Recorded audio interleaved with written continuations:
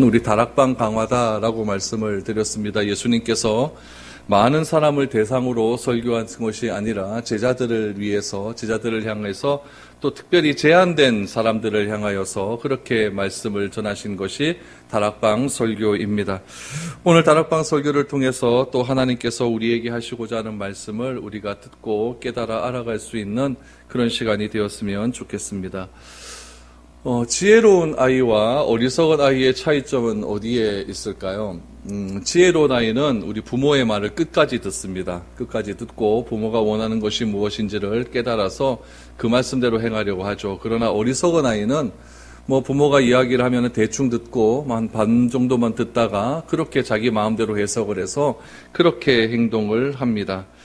이것은 우리의 신앙생활도 마찬가지입니다. 우리 신앙생활에 있어서 중요한 것은 무엇이냐면 경청입니다. 경청, 듣는 것이죠.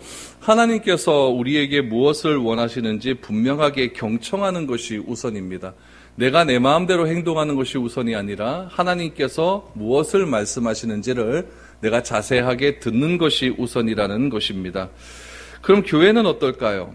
교회는 우리 성경에 보니까 아버지의 집이고 하나님의 전이다라고 말씀을 합니다. 그러면 하나님께서 지금까지 교회를 존재하게 하신 목적은 분명히 있을 것입니다. 이 목적을 우리가 잘 알아야 됩니다. 내 마음대로 그냥 교회는 이런 것이다 그렇게 생각하는 것이 아니라 우리 지혜로운 아이처럼 예수님께서 교회를 지금까지 보존케 하신 이유와 목적이 무엇인지를 처음부터 끝까지 잘 듣고 그 목적대로 교회가 운행되어야 한다라는 겁니다.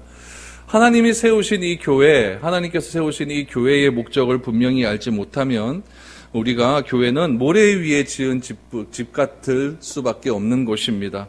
그래서 우리가 교회에 대한 목적을 바르게 알지 못한다고 하면은 교회에 와서 자기의 목적을 이루기 위해 힘을 쓸 수밖에 없다는 이야기죠.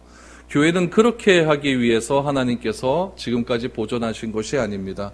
교회는 내 마음대로 그렇게 생각하라고 그렇게 예수께서 피 흘려 값주고 사신 그런 모임이 아니라는 뜻이죠. 그래서 각자 자신이 원하는 것만 구하고 있으면 세상에서 참된 교회를 찾기가 굉장히 어렵다라는 이야기입니다. 마찬가지로 기도라고 하는 개념도 똑같이 적용할 수가 있습니다. 기도가 내가 원하는 것만 하나님께 요구하고 내 마음대로 기도를 한다면 그것은 바른 기도가 아닐 것이죠. 기도함을 통해서 회복하게 되고 회개하게 되어 하나님이 원하시는 그런 분명한 기도의 목적대로 그렇게 하나씩 준행해져 간다면은 기도는 반드시 이루어지게 될 것입니다. 오늘 7절 말씀에 보면은 예수님은 제자들에게 이렇게 말씀하십니다. 너희가 무엇이든지 원하는 대로 구하라. 그러면 이루리라 라고 하는데 우리는 이 말씀만 좋아하죠. 그러나 예수님이 진짜 원하시는 것은 무엇이냐면 그 앞에 말씀입니다. 너희가 내 안에 내가 너희 안에 거하면 이 말씀이죠. 그래서 오늘 본문의 이 말씀은 기도라고 하는 관점에서 우리가 조금 살펴볼 필요가 있다라는 이야기죠. 그래서 오늘 예수님께서 하시는 그 이 말씀을 통하여서 우리가 어떻게 또 기도하며 나가야 될지를 한번 살펴볼 수 있는 그런 시간이 되었으면 좋겠습니다. 1절 말씀 보시니까 나는 참 포도나무요 내 아버지는 농부라 라고 말합니다. 여러분 1절 말씀을 보면 굉장히 명확하지 않습니다. 명확하지 않습니까? 참 분명한 비유의 말씀을 예수님께서 하시고 있다라는 것을 알게 되죠. 예수님은 자신이 누구라고 말하냐면 참 포도나무다라고 말합니다. 여기서 좀 알 수 있는 게 하나 있죠. 그냥 포도나무다 그러면 될 것 같은데 왜 예수님은 자신을 참 포도나무, 진짜 포도나무 이렇게 말씀하셨을까요? 이유는 분명히 있겠죠. 가짜가 있으니까 그런 겁니다. 가짜 포도나무가 있으니까 나는 진짜 포도나무다라고 이렇게 얘기를 하시고 있는 것입니다. 이스라엘에 가면 여러분 3개의 아주 중요한 과실나무가 있습니다. 하나는 무엇이냐면 예수님께서 말씀하신 포도나무입니다. 포도나무가 있고 두 번째는 무화과 나무가 있어요. 그래서 무화과 나무는 이게 잘 말려서 간식처럼 이렇게 많이 먹게 됩니다. 그래서 시장에도 가보면은 이 무화과 나무 말린 거를 굉장히 많이 팔아요. 1kg에 7,000원밖에 안 합니다. 그래서 그거 사가지고 이렇게 먹으면은 맛있습니다. 무화과 나무가 있고, 세 번째는 올리브 나무입니다. 이 세 개가 이스라엘의 3대 그러게 나무라고 하는데, 이 3대 과실에는 좀 특징이 있어요. 뭐냐면은 열매 빼고는 쓸모 있는 것이 하나도 없습니다. 다 열매에만 목적이 있는 것이지, 나무를 가지고 무슨 그 건물을 만든다거나 나무를 가지고 뭐 할 수 있는 것이 없어요. 포도나무 여러분 잘 기억하잖아요. 포도나무 갖고 여러분들 기둥 세우는 거 맞습니까? 포도나무는 흐물흐물 해갖고 가지도 지하기 힘대로 못하니까 걸쳐줘야 열매가 맺을 수 있는 그런 나무 아닙니까? 그래서 포도나무, 이 무화과나무, 올리브나무는 이스라엘의 3대 열매를 맺는 그런 나무라고 이야기하는데, 이 나무의 목적은 뭐밖에 없다? 열매 맺는 것밖에 없다라고 이렇게 할 수가 있습니다. 오늘 예수님께서는 자신을 뭐라고 하시냐면 참 포도나무다. 참 포도나무다. 하나님은 뭐라고 합니까? 농부다라고 합니다. 그러면 이 포도나무가 진짜가 되기 위해서는 무엇이 있어야 된다는 겁니까? 열매가 있어야 된다는 거예요. 그래서 이 포도나무에 열매가 없으면은 가짜다라는 이야기죠. 가짜다라는 것을 말해주고 있는 겁니다. 교회라고 하는 열매가 예수님 포도나무라고 한다면은 이 포도나무 가지에서 교회라고 하는 열매가 나와야 되는 것이고, 성도라고 하는 열매가 나와야 되는 것이고, 그리스도인이라고 하는 열매가 나와야 되는데, 예수님께 붙어 있기만 하면은 그런 열매가 주렁주렁 열매 맺게 되어지는데, 가지라고 하면서, 우리 보는 가지라고 하는데도 우리가 열매를 맺지 못한다고 하면은 가짜가 될 수 있다라는 이야기죠. 그래서 예수님은 그런 의미에서 나는 참 포도나무다, 참 포도나무다. 세상의 나무는 열매를 안 맺을 수도 있지만은 예수님은 나는 진짜 포도나무이기 때문에 나에게 붙어 있기만 하면은 열매를 맺을 수 있다라고 하는 그런 의미 속에서 예수님은 자기 자신을 가리켜 진짜 포도나무인 참 포도나무다라고 이야기를 해주시고 있는 겁니다. 이런 이야기가 2절에 나오죠. 2절을 보시죠. 물은 내게 붙어 있어 열매를 맺지 아니하는 가지는 아버지께서 그것을 제거해 버리시고, 물은 열매를 맺는 가지는 더 열매를 맺게 하려 하여 그것을 깨끗하게 하시느니라 라고 말씀합니다. 그러니까 예수님께 붙어 있기만 하면 뭘 맺는다? 열매를 맺는다는 거예요. 그래서 열매를 더 많이 맺기 위해서 하나님께서는, 농부이신 하나님께서는 이런 행동을 한다는 거예요. 가지치기를 한다는 이야기죠. 가지치기를. 왜 가지치기를 하느냐? 열매를 맺지 못하는 가지가 열매를 맺는 가지에 부정적인 영향을 미치기 때문에 그렇다라는 이야기죠. 그래서 열매를 맺는 가지를 위해서 열매를 맺지 못하는 가지는 잘라버린다라고 말씀을 해주시고 있습니다. 그래서 2절 후반절에도 보니까 그것을 제거해버리시고 물은 열매를 맺는 가지는 더 열매를 맺게 하려 하여 그것을 깨끗하게 하시느니라. 그러니까 가지치기 하는 목적은 두 가지가 있어요. 첫 번째는 열매를 맺어야 된다. 두 번째는 깨끗하게 하기 위함이다. 이 두 가지의 목적 때문에 열매를 맺지 못하는 가지는 잘라버린다라고 말씀을 해주십니다. 그렇게 하시면서 3절 말씀해 보니까 예수님께서 선언을 하나 하십니다. 뭐냐면은 너희는 내가 일러준 말로 이미 깨끗해졌다라고 말씀을 해주시고 있죠. 이미 깨끗해졌다라고 말을 합니다. 이미 깨끗해졌다. 그럼 여기서 말하는 너희는 누굴까요? 1차적인 그 청중은 제자들이니까 제자들은 이미 깨끗해졌다는 거예요. 무엇 때문에? 내가 일러준 말 때문에.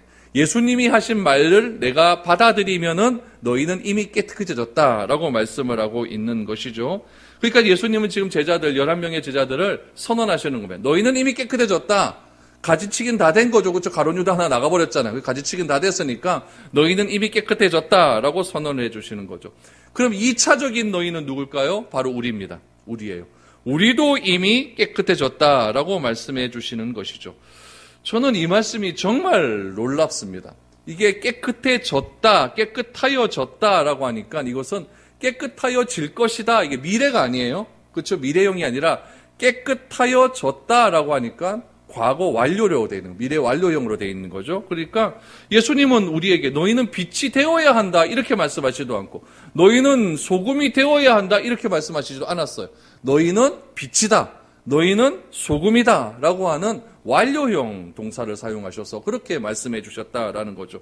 그러니까 예수님께서는 이미 내가 선언한 말씀을 듣고 그 말씀을 믿는 자는 깨끗해졌다라고 말씀을 하는 거예요. 이걸 가르쳐서 우리는 뭐라고 얘기하면 칭의라고 얘기해요. 칭의. 하나님의 말씀을 믿고 내가 의로워졌음을 하나님께서 선언해 주시는 겁니다. 나는 의로워졌다. 이것을 하나님께서는 선언해 주셨다라는 이야기죠. 그럼 예수님께서 우리에게 너희는 내 말을 듣고 이미 깨끗해졌다라고 말씀해 주셨습니다. 그럼 나를 한번 되돌아보죠. 여러분 깨끗하십니까? 안 그런 것 같아요. 여러분의 저나 똑같아요. 예수님은 우리가 비록 죄의 영향력 때문에 깨끗한 삶을 살지 못합니다. 여러분들을 오늘도 삶을 일해 보시면은 뭐 더러운 죄 많이 졌잖아요. 우리 이런 기도 많이 하잖아요. 알고 지은 죄, 모르고 지은 죄. 그러니까 우리는 살아가면서 깨끗하여졌지만은 죄의 영향력에서 완전히 벗어나지 못하였기 때문에 더러운 죄를 짓고 살아간다라는 겁니다. 그렇지만 예수님께서는 하시는 말씀은 무엇이냐면은 깨끗해졌음을 바라보는 삶을 살아라. 깨끗해졌음을 바라보는 삶은 영화의 삶입니다. 완전한 구원을 바라보면서 비록 우리가 성화의 삶을 살아갈 때, 이 세상을 살아갈 때에 비록 넘어지고 자빠져서 주님이 원하시는 삶을 살지 못할 때도 있지만은 그런 것들 때문에 너무 좌절하지 말고 영화의 삶을 바라보면서 우리는 깨끗해져가는 인생이 되면 된다라고 그렇게 말씀을 해주시는 겁니다. 그러나 많은 사람들은 이렇게 생각을 하죠. 수행을 하면 깨끗해진다라고 생각합니다. 수행을 하면. 그래서 막 40일 수행, 100일 수행 이렇게 하지 않습니까? 여러분 우리가 40일 수행하고 100일 수행한다고 해서 깨끗해지는 존재가 아닙니다.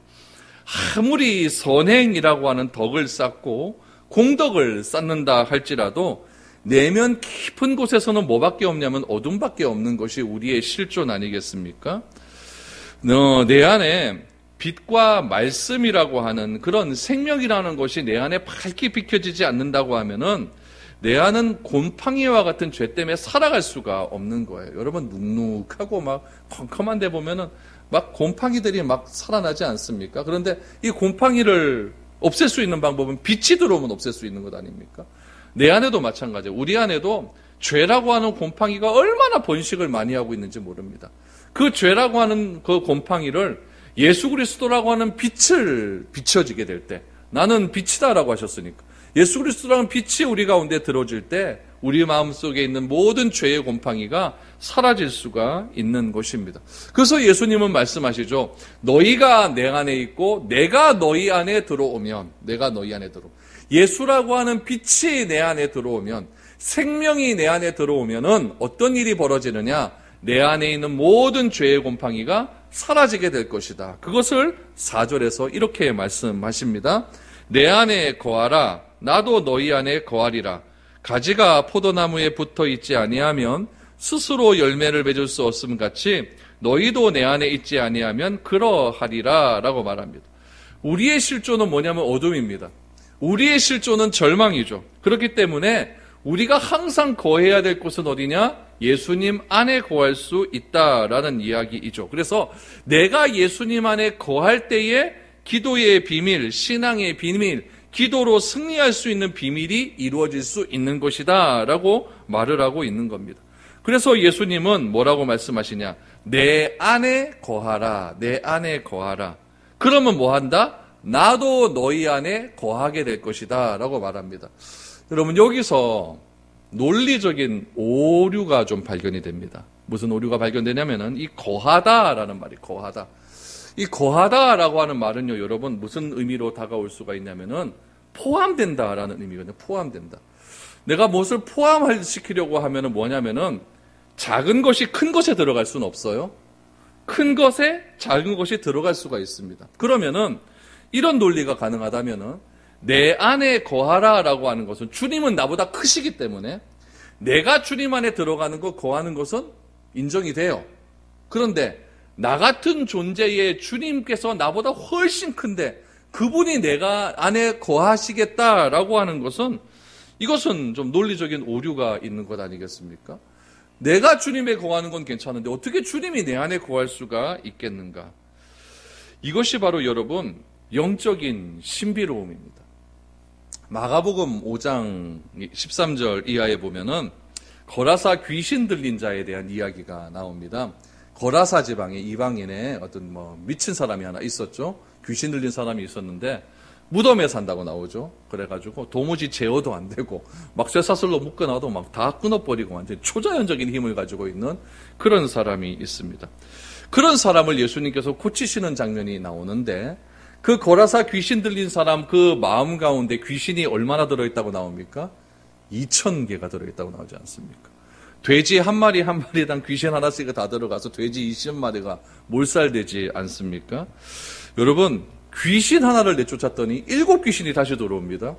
여러분, 이것이 우리의 마음이라는 이야기예요. 우리의 내면은 여러분, 우리 안에 무엇이 들어오고 나가는지 잘 알지 못하는 그런 것들이 너무나 크다는 이야기입니다. 깨어있지 않으면 도무지 알 수 없는 존재입니다. 우리의 마음은 뭐냐면 통로와 같은 거예요. 생각 하나 잘못 들어와 보세요. 그래버리면 우리 삶이 완전히 엉망진창이 되어버립니다. 잠도 못 자요. 유혹이 하나 잘못 우리의 마음 가운데 들어와 보십시오. 그대로 넘어가는 것 아닙니까? 선택 하나 하려고 하는데 그 선택하려고 하는 기준, 잘못된 기준이 내 마음에 들어와 버리면은 우리의 인생이 완전히 잘못된 길로 갈 수도 있다라는 이야기죠. 그래서 예수님은 우선 뭐 하라고 하냐? 너희가 너희 마음대로 하지 말고 일단 내 안에 거하라. 내 안에 거하라. 그러면은 영적인 신비로움을 가지고 주님도 우리 안에 거하겠다라고 말씀해 주시는 겁니다. 그것을 예수님께서는 오늘 포도나무의 비유를 통해서는 뭐라고 말씀하시냐면은 4절 중반에 보니까 가지가 포도나무에 붙어 있는 것, 그것을 가리켜서 내가 주님 안에 거하는 것이고 주님이 우리 안에 거하는 그 원리를 가지가 포도나무에 붙어 있는 것으로 그렇게 말씀하고 있는 겁니다. 가지가 포도나무에 붙어 있어야만 무엇을 할 수가 있냐면은 열매를 맺을 수가 있다라고 말씀하시죠. 그래서 너희도 내 안에 붙어 있지 않으면, 너희도 내 안에 거하지 않으면은 너희 스스로가 열매를 맺을 수가 없다라고 그렇게 말씀을 해주고 있습니다. 그럼 여러분 이제 생각을 한번 해보는 거예요. 내가 주님이라고 하는 나무에 가지가 내 안에 붙어 있습니다. 그러면 영양분은 땅에서부터 쫙 올라와가지고 나는 아무것도 한 게 없어요. 붙어 있는 것밖에 없는데 그 영양분을 통해서 가지에게 들어가고 가지에서는 열매가 주렁주렁 맺혀져요. 그럼 열매가 맺혀지는 그 이유가 내가 한 것은 없는데 주님께서 해주신다는 이야기죠. 이게 뭐냐면은 예수님과 우리와의 관계예요. 그런데 이것을 반대로 여겨버리면 어떻게 되냐면은 내가 열매를 맺기 위해서 죽도록 애쓰는 일이 있어요. 그걸 가리켜서 우리는 뭐라고 이야기하면 종교다라고 이야기합니다. 종교는 뭐냐면은 내가 죽도록 노력해야 됩니다. 3,000번제를 왜 합니까? 내가 3,000번 공덕을 세워야 무엇인가 올 것이라고 생각을 하는 것 아니겠습니까? 모든 종교는요, 무엇과 같으면은 상행위와 같아요. 그래서 내가 간구하는 신께 내가 이만큼 했으니까 당신도 나한테 이만큼 해달라라고 하는 것이 세상의 모든 종교입니다. 하나님 외에는 이런 것이 없어요. 계산은 여러분 사회적인 방법 아니겠습니까? 세상이 살아가는 방법은 무엇이냐? 서로 상거래하는 거예요. 내가 이만큼의 가치를 줬으니까 너도 나한테 이만큼 가치를 줘라. 이것 아니겠습니까? 내가 노력해서 구원에 이루고 내가 선을 행함으로 구원에 이루고 내가 윤리적으로 살기 때문에 구원에 이르는 그런 기브 앤 테이크와 같은 것들은 종교적인 행위라는 거예요. 이런 종교적인 행위가 교회 안에 들어오게 되면은 교회가 병들게 됩니다. 세상의 방법이 들어오면 교회가 병들게 됩니다. 나는 교회를 위해서 이만큼 헌신했는데 왜 너는 안 하느냐? 이런 식의 판단이 되어버리면은 교회 안에서 무엇이 되냐면 우월의식이 존재하게 돼요. 성직 매매가 그래서 일어나게 되는 거죠. 매일매일 계산하는데 나는 이만큼 하는데 너는 왜 이만큼 하냐? 내가 계산하고 있죠. 그것이 어떻게 주의 몸된 교회가 될 수가 있겠습니까? 계산하고 효율성 가지고 판단하는 것은 세상의 직장입니다. 세상의 기업은 그렇게 하죠. 이익을 얻기 위해서 효율적인 것을 판단하죠. 그래서 우리 기업에 보다도 확장되고 성장하기 위해서는 우리 기업과 맞는 효율적인 사람을 그래서 뽑는 것 아니겠습니까? 그래서 효율성을 따지고 그 효율성을 가지고 판단하는 것은 세상의 기업입니다. 그런 것을 버리고 우리는 이익 집단, 이익 사회 이렇게 얘기하는 것 아니겠습니까? 이익이 지배하는 것은 세상의 기업이에요. 교회는 뭐냐? 교회는 이익 가지고 판단하는 것이 아니에요. 교회는 뭐냐? 이해관계를 초월하는 겁니다. 주고 또 주는 거예요. 예수님은 말씀합니까? 말씀하십니다. 얼마만큼 용서해야 됩니까? 70번씩 7번이라도 70번이라도 용서해라. 이게 무슨 효율적이에요? 하나도 효율적인 것 아니지 않습니까? 그런데 예수님은 용서하고 무한하게 용서하라는 겁니다. 또 무엇이라고 얘기합니까? 원수까지 사랑하래요? 그거 어떻게 사랑합니까?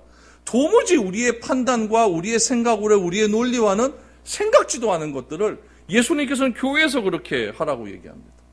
목회가 효율적인 것 같아요? 목회가 생산적입니까? 아닙니다. 목회처럼 비효율적이고 비생산적인 것 없습니다.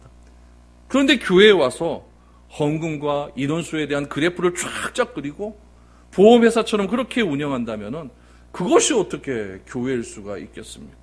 그것은 뭡니까? 상행이에요. 비즈니스예요, 비즈니스. 교회는 내가 헌금 많이 했다고 목소리 높이는 것도 아니고 내가 헌금 덜 했다고 내가 기죽는 것, 그것이 교회가 아닙니다. 그것 가지고 판단되는 것이 교회는 아니에요. 여러분, 그것을 초월해야 되는 거예요. 교회는 무엇입니까? 하나님의 선물 아닙니까? 교회는 무엇입니까? 우리가 내일 기도하잖아요. 교회는 천국의 실체라고 안 합니까? 천국에서 높고 낮음이 있습니까? 없지 않습니까? 제자들이 왜 예수님께 욕을 먹습니까? 왜 예수님께 꾸지람을 듣습니까? 내가 천국에 가서는 내가 이 사람보다도 높아야 된다. 우월의식을 가지고 있으니까 예수님께서 막 뭐라 그러시는 것 아니겠습니까? 여러분, 이것이 허물어지면 교회도 무너지는 거예요. 다 허물어지는 거예요. 여러분, 세상은 보세요. 휴대폰 우리 얼마나 잘 쓰고 있습니까? 요즘 휴대폰 갤럭시 S21 신형이 나왔어요. 근데 거기서 오류가 하나 나왔어요. 지금 나왔어요. 그 오류가 나오니까 인터넷에서 난리가 났어요. 난리가 났어요. 세상은 그런 거예요. 세상은 어떤 물품이 하나 나왔는데 1%의 불량품만 나와도 다 리콜해라 그럽니다. 기업주의 입장에서도 엄청난 손해죠. 리콜해야 됩니다. 상품을 다 폐기 처분합니다. 교회는 어떻습니까? 교회는 성경의 매뉴얼대로 따라갑니까? 아니에요. 안 따라가니까 맨날 교회 먹죠. 코로나 얘기 나오니까 또 교회에서 나왔다 이렇게 나와요. 또 교회에서 나왔잖아요. 그렇죠? 또 교회에서 나왔다. 교회가 얼마나 많은 불량품을 지금 내세우고 있습니까? 그럼에도 불구하고 하나님께서 교회를 폐기 처분 안 하세요. 왜 그럴까요? 교회 안에는 하나님의 은혜가 있기 때문에 그래요. 우리의 생각과 우리의 이성을 초월하는 하나님의 은혜가 있기 때문에 그래요. 이것이 교회의 교회됨의 목적입니다. 그럼 우리도 그런 은혜를 받았다고 한다면 우리가 세상적인 관점으로 보면 너희는 이미 깨끗해졌느니라 했는데 나는 오늘도 불량품의 삶을 살았어요. 그럼 폐기 처분해야 되죠. 그럼에도 불구하고 내가 오늘 이 시간 나와서 주여 주여 익하고 있어요. 그건 뭡니까 이거다? 하나님의 은혜 아니에요. 하나님의 은혜. 나를 지금까지 살려주시고 여기에 와서 예배드릴 수 있는 그런 목적이 있다는 이야기예요. 그 목적을 가지고 우리가 하나님의 은혜대로 살아가면 되는 것이죠. 그래서 내가 살 수 있는 방법은 뭐밖에 없냐? 주님이라고 하는 포도나무에 붙어 있을 수밖에 없는 거예요. 주님이라고 하는 곳에 거할 수밖에 없는 거예요. 이것이 없으면 뭐도 안 되느냐? 기도도 안 됩니다. 기도도 안 돼요. 예수님은 말씀하십니다. 하나님은 농부이다. 나는 참 포도나무이다. 가지는 너희다. 그러면 열매는 무엇입니까? 주님을 닮아가는 성품 아니겠습니까? 주님을 닮아가는 삶 아니겠습니까? 하나님, 예수님, 성도, 이것이 하나로 다 이렇게 연결이 되어 있는데 그 연결됨은 효율성도 아니에요. 논리성도 아니에요. 이익도 아니에요. 오직 뭐만 하면 되느냐? 깨끗하면 된대요. 그 깨끗함을 구약에서는 거룩이라고 표현하고 있습니다. 내가 거룩하니 너희도 거룩해라. 내가 거룩하니 너희도 거룩해라. 오늘 새벽에 본 말씀과 같이 이스라엘 백성들이 광야에서 난리가 났어요. 왜 우리는 고기 안 줍니까? 고기 안 줍니까? 하나님이 내가 너에게 고기 줄게. 그런데 고기 오늘 주는 게 아니라 내일 준다. 내일 준대. 그 대신 오늘 해야 될 일이 있다. 그건 뭐냐면 너희의 몸을 깨끗하게 하라. 거룩이 우선이라는 거예요. 거룩이 우선이라는 이야기죠. 그래서 교회라고 하는 곳은 깨끗한 생수를 깨끗한 병에 담고 깨끗한 마켓에서 잘 유지할 수 있도록 그렇게 힘을 실어주는 것이 교회라는 거예요. 그 깨끗함이 나의 깨끗함과 조금 비교가 된다고 해서 그 깨끗함을 버리면 안 된다는 이야기. 같이 가야 된다는 이야기. 그런데 우리의 관심은 뭐에 있습니까? 금그릇. 왜 저 사람은 금그릇이고, 왜 이 사람은 은그릇이고, 왜 나는 질그릇인가? 보이는 것에 자꾸 관심이 많아요. 그러다 보니까 자꾸 자격지심 생기고, 그러다 보니까 자꾸 비교하게 되고, 그러다 보니까 어떻게 합니까? 교회 떠나는 거죠. 나는 이 교회 못 있겠다. 이 교회하고 안 맞는다. 그 떠나는 거죠. 예수님은 책망하는 이유가 있어요. 사복음서를 자세히 보세요. 뭐 갖고 책망하십니까? 헌금 안 했다고 책망 아닙니까? 그거 갖고 책망한 적 한 번도 없습니다. 예수님의 책망은 오직 하나입니다. 왜 내가 믿음이 없느냐? 왜 내가 믿음이 없느냐? 왜 네가 내 안에 거하고 있지 않느냐? 이거 갖고 책망을 하시는 거예요. 그럼 예수님께서 오늘도 나를 살려주신 이유는, 깨끗하지 못한 삶을 살려주신 이유는 무엇이냐? 예수님의 관심을 잘 알아서 그 관심과 우리의 관심이 일치되는 삶을 살아라. 그것이 무엇이냐면은 나무에 가지가 붙어 있는 것이다. 너희가 내 안에 들어가 있는 것이다. 그럼 나도 너희 안에 들어가서 너희가 무슨 노력 안 해도 열매를 맺게 해줄게. 그것이 무슨 열매일까요? 삶의 열매, 성품의 열매, 사랑의 열매, 인내의 열매, 성령의 9가지 열매를 주렁주렁 맺게 해 주신다는 겁니다. 그래서 예수님께서는 너희에게 가장 좋은 건 내가 너희에게 줄게. 그것이 무엇입니까? 성령을 주시겠다. 그 성령을 통해서 너희가 내 안에 풍성하게 거할 수 있도록 그렇게 해주시겠다라고 약속을 해 주십니다. 그럼 이건 어떻습니까? 병이 걸렸습니다. 기도합니다. 그렇죠? 기도해서 병이 나았어요. 막 회사가 막 무너집니다. 근데 기도를 막 합니다. 그래서 기도해서 소생을 했어요. 그럼 여러분, 이것은 형통일까요? 물론 형통이죠. 그러나 이런 형통만 알아서는 안 된다는 이야기예요. 성경에서는 이런 형통보다 우선되는 형통이 있습니다. 무엇입니까? 감옥에 있어도 하나님과 동행하는 겁니다. 요셉은 감옥에 있었지만 하나님께서 그와 함께 하심으로 형통케 하셨더라. 다니엘은 바벨론에 갇혀 있습니다. 바벨론에 가서도 다니엘이 쉬지 않았던 것은 무엇이냐면 하루에 3번씩 예루살렘을 향하여서 뭐 했다? 기도했다. 감옥에 있더라도 소아시아에 흩어진 교회를 위해서 기도하는 바울의 모습을 보십시오. 빌립보 감옥에 그렇게 마저 맡고 있으면서도 바울은 빌립보 감옥 속에서도 하나님을 찬미하는 그런 일을 했습니다. 그런 것을 성경은 형통이라고 이야기합니다. 그렇다면 이런 성경에서 말하는 형통은 우리가 전혀 배제해버리고 오로지 병 낫고 잘 먹고 잘 사는 것에만 형통의 관점을 둔다면 예수님의 관심과 우리의 관심이 어긋나 버리는 거예요. 물론 그것도 형통입니다. 제가 그것을 부인하는 것 아니에요. 그러나 성경에서 말하는 형통도 우리가 알고 있어야 된다는 이야기예요. 그 형통 속에서 우리가 살아가는 일에 여러 가지 어려움들이 있습니다. 그것을 간구하는 거예요. 너희가 거룩하면 내가 내일 입에서 단내가 나도록 고기 줄게. 이거 아닙니까? 이것을 모르고 세상의 기준을 가지고, 기브 앤 테이크의 기준을 가지고 교회를 가지고 들어와서 내 기도를 가지고 와서 내 기도에 막 최면을 막 드는 거죠. 이렇게 해야 형통하는 것이다. 이렇게 해야 축복하는 것이다. 그러니까 이상한 얘기들이 막 나와요. 3중 축복, 5중 축복, 완전 축복에 막 미쳐버리는 사람죠. 3중, 5중 그런 게 어디 있습니까? 성경에 말하는 온전한 기도, 참된 기도가 그래서 되지 않는 거예요. 여러분, 하나님께서 우리에게 요구하시는 것은 너희는 이미 내 말씀대로 깨끗하여졌다. 여기에 집중하시기 바랍니다. 여기에 집중하셔서 우리가 진실로 깨끗한 삶을 살게 되면 오늘도 매일 더러운 삶을 살지만 그래도 완전한 구원을 바라보면서 그렇게 살려고 성령 하나님께서 성령을 허락해 주셨고 그 성령의 충만함을 가지고 날마다 그렇게 기도하는 삶을 산다면 하나님께서 우리에게 원하시는 것이 무엇인지 알게 되는 것이고 그것을 통해서 열매를 맺혀지게 된다는 겁니다. 5절 6절 보십시오. 나는 포도나무요 너희는 가지라. 그가 내 안에 내가 그 안에 거하면 사람이 열매를 많이 맺나니 나를 떠나서는 너희가 아무것도 할 수 없음이라. 사람이 내 안에 거하지 아니하면 가지처럼 밖에 버려져 마르나니 사람들이 그것을 모아다가 불에 던져 사르느니라. 그 당시에 포도나무, 열매 맺지 못하는 포도나무가 어떻게 사용되는지를 말해주고 있습니다.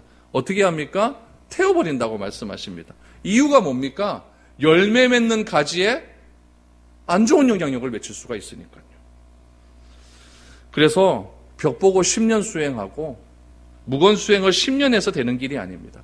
여러분, 우리가 알아야 되는 건 뭐냐면은 우리가 10년, 20년 내면을 깊이 수행하면요, 아는 건 하나 있어요. 그건 뭐냐면은 내가 잘못되었구나. 그건 하나 알아요. 그 문제는 아는 거예요.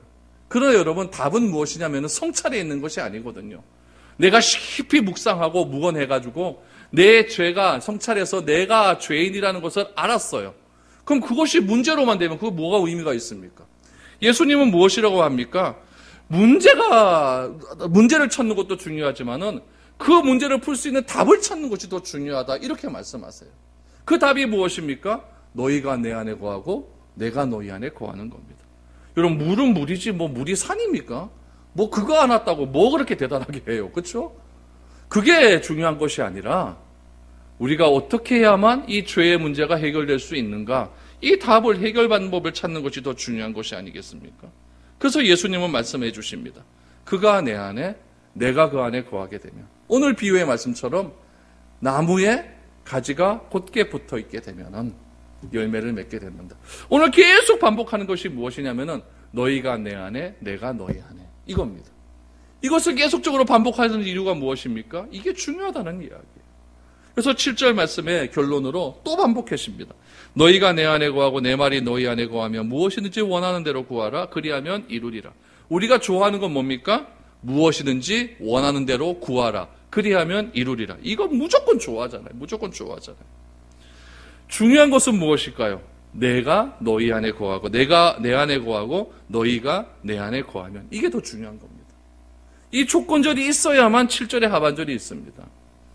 모든 것이 합력하여 선을 이룬다. 그 말만 좋아하지 말고 그거보다 앞선 말씀이 더 중요합니다. 하나님을 사랑하는 자, 곧 그의 뜻대로 부르심을 입은 자들에게는, 이게 주 아닙니까? 이런 사람들에게는 모든 것이 합력하여 이루는 것이지, 나는 죽어라고 잘못하는 삶을 삽니다. 죽어라고 잘못하는 삶을 살면서도 하나님의 이 말씀만 내 마음에 다 끄집어내갖고 모든 것이 합력하여 선을 이루신 그 하나님을 기대하며 나아갑니다. 이것처럼 오류가 없는 거예요. 이것처럼 오류가 없는 거예요. 우리가 진정으로 구해야 되는 것은 무엇이냐면은 이겁니다. 너희가 내 안에 거하고 내가 너희 안에 거하는 삶. 하나님을 사랑하고 하나님의 뜻대로 부르심을 입은 자의 삶. 이것을 내가 믿는 것. 이것이 더 중요한 것이죠. 이것이 중요할 때에 내가 원하는 대로 구할 때에 하나님께서 응답해 주시는 것이지, 왜 내 기도는 들어주시지 않는가? 왜 저 사람 기도는 들어주시는 것 같은데 왜 내 기도는 들어주시지 않는가? 이렇게 불평불만할 필요가 없다는 이야기. 중요한 것은 우리는 이미 깨끗해졌음을 믿는 겁니다. 칭의가 되었어요. 칭의가 되었어요. 성화의 삶을 살아가면서 넘어질 수도 있고 자빠질 수도 있고 죄 지을 수도 있고 그럴 수 있어요. 다 그럴 수 있습니다. 중요한 건 무엇이냐면은 내가 넘어졌다 할지라도, 내가 죄를 지었다 할지라도, 내가 더러워졌다 할지라도 거기에서 머물지 말고 주님께서 발을 내밀라고 할 때 발 내밀고 발 씻김을 받으시면 됩니다. 회개하시고 다시 깨끗한 삶을 사셔서 야곱이 고백했던 것처럼 나는 이제 구원을 바라본다 라고 하는 그 고백처럼 그렇게 한 걸음 한 걸음 살아갈 때에 하나님께서 원하시는 아름다운 열매를 우리는 풍성하게 맺혀질 수 있을 것입니다. 오늘 예수님은 나는 참 포도나무며 우리는 가지고 하나님은 농부라고 하셨습니다. 우리가 주님과 함께 거하는 삶을 살면 열매를 맺게 될 것입니다. 이 말씀을 기억하시고 오늘부터 이 시간부터 날마다 나는 주님 안에 거하겠습니다. 주님의 거하심을 내가 풍족하게 누리며 살아가겠습니다. 나는 나무가지에 꼭 나무에 붙어있는 그런 가지의 삶을 살겠습니다. 이런 믿음을 가지고 우리가 하루하루 살아갈 수 있는 저와 여러분들이 될 수 있기를 축복합니다.